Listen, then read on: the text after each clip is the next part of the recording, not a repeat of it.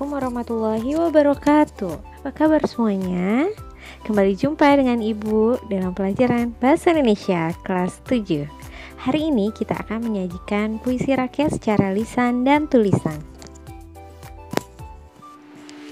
Kompetensi dasar yang akan kita pelajari pada hari ini adalah mengungkapkan gagasan, perasaan, pesan dalam bentuk puisi rakyat secara lisan dan tulisan dengan memperhatikan struktur rima dan penggunaan bahasa. Indikatornya adalah menulis puisi rakyat dengan memperhatikan pilihan kata, kelengkapan struktur, dan kaidah puisi rakyat. Menyajikan syair dan guridam dalam bentuk musikalisasi. Menyajikan pantun dalam bentuk berbalas pantun. Sebelum membuat pantun, kita harus tahu dulu jenis-jenis pantun. Pantun nasihat, pantun yang bertujuan menyampaikan pesan moral mengajak berbuat baik. Pantun jenaka, pantun yang menghibur biasanya berupa sindiran. Pantun teka-teki, biasanya diakhiri pada larik terakhir berupa pertanyaan. Pantun cinta, pantun ini di dalamnya terdapat ungkapan cinta asmara yang romantis. Pantun agama, pantun yang berisikan pesan moral yang diselipkan ajaran agama tertentu. Pantun peribahasa, pantun ini terdapat peribahasa dengan susunan yang tetap. Pantun kiasan, pantun yang berisikan pesan tersirat.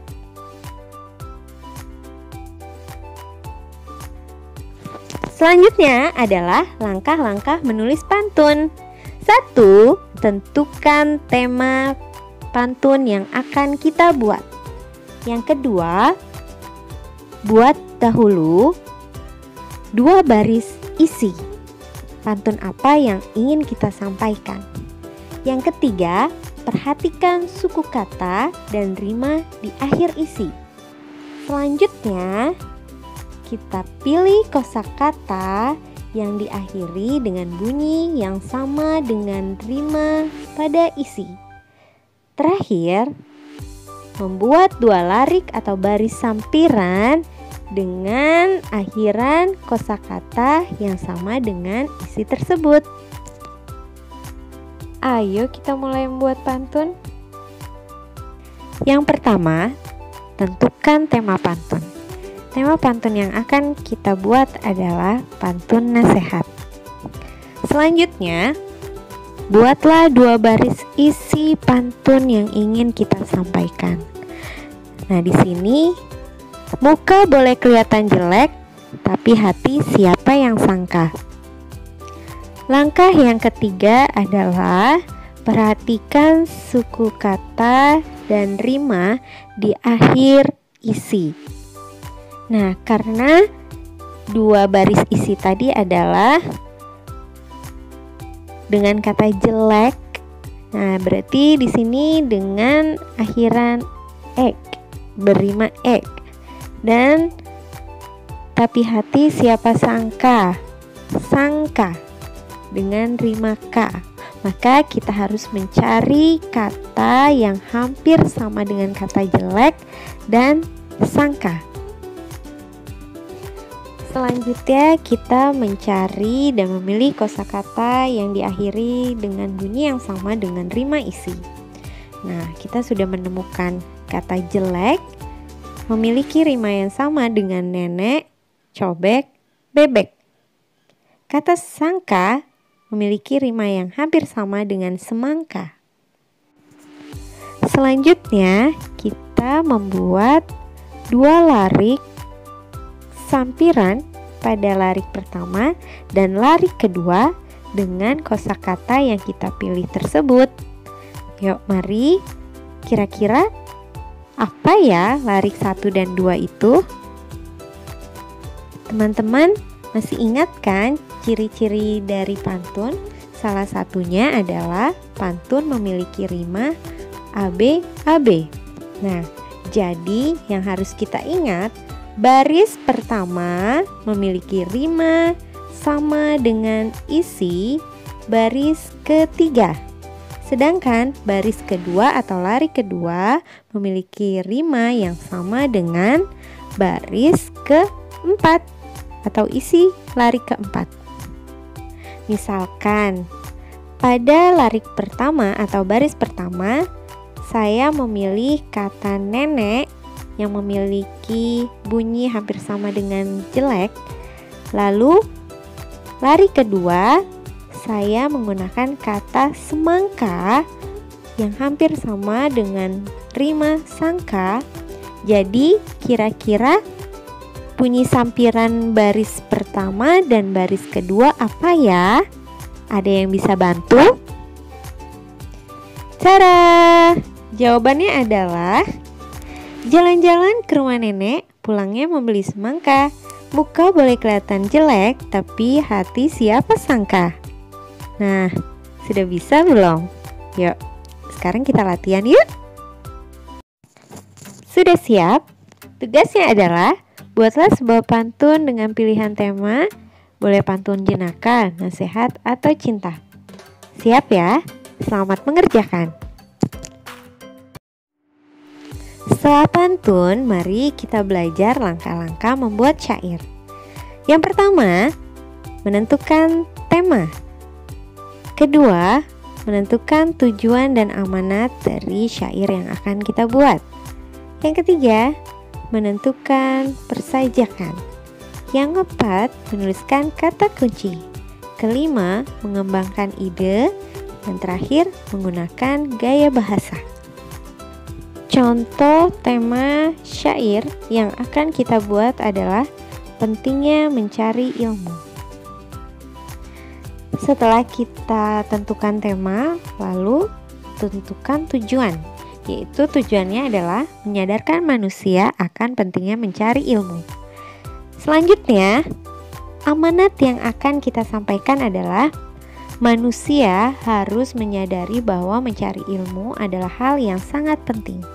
Langkah selanjutnya adalah menulis kata-kata kunci pada tiap baitnya. Contoh, tiada guna, sengsara, bahagia, ilmu kuncinya.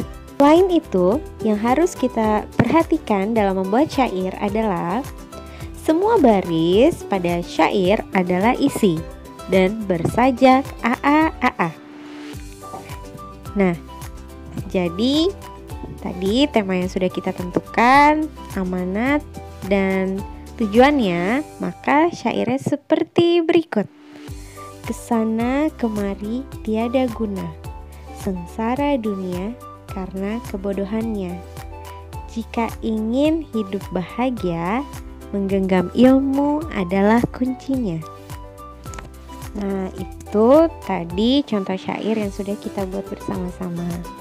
Kalian bisa mencoba sendiri ya di rumah. Selanjutnya, kita juga harus tahu jenis-jenis dari syair. 1. Syair panji. Syair panji adalah kejadian atau keadaan orang-orang yang berasal dari istana. 2. Syair kiasan. Syair kiasan berupa perumpamaan terhadap suatu peristiwa. Yang ketiga, syair romantis, berisi percintaan yang biasanya terdapat pada cerita hikayat maupun cerita rakyat. Yang keempat, syair sejarah. Syair ini berisi tentang peristiwa tokoh atau tempat bersejarah.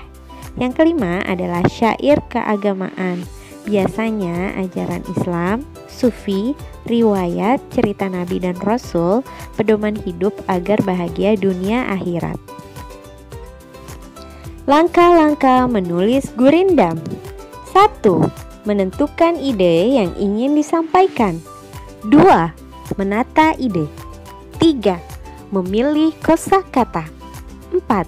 Membuat larik. 5. Menata kembali kalimat atau larik. 6. Menata gurindam secara logis.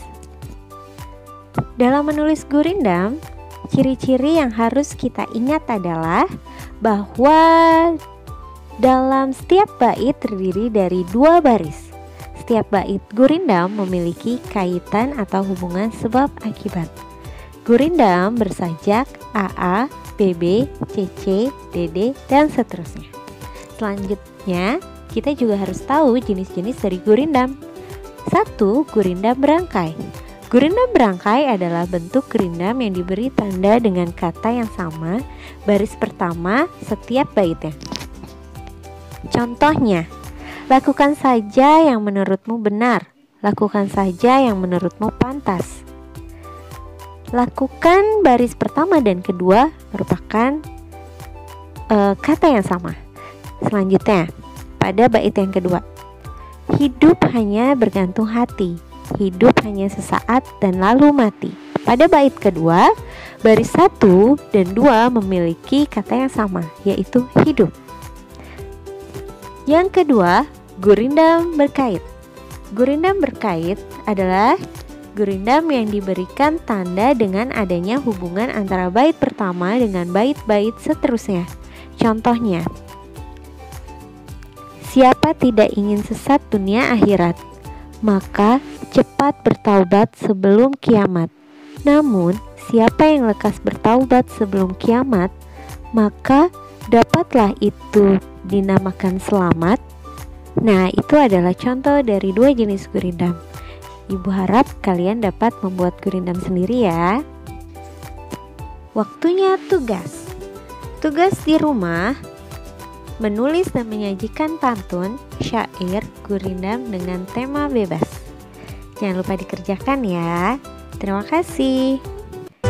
Demikian pembelajaran kita hari ini. Semoga bermanfaat dan menambah pemahaman kita dalam menyajikan puisi rakyat dalam bentuk lisan dan tulisan. Sampai jumpa dan salam literasi. Wassalamualaikum warahmatullahi wabarakatuh.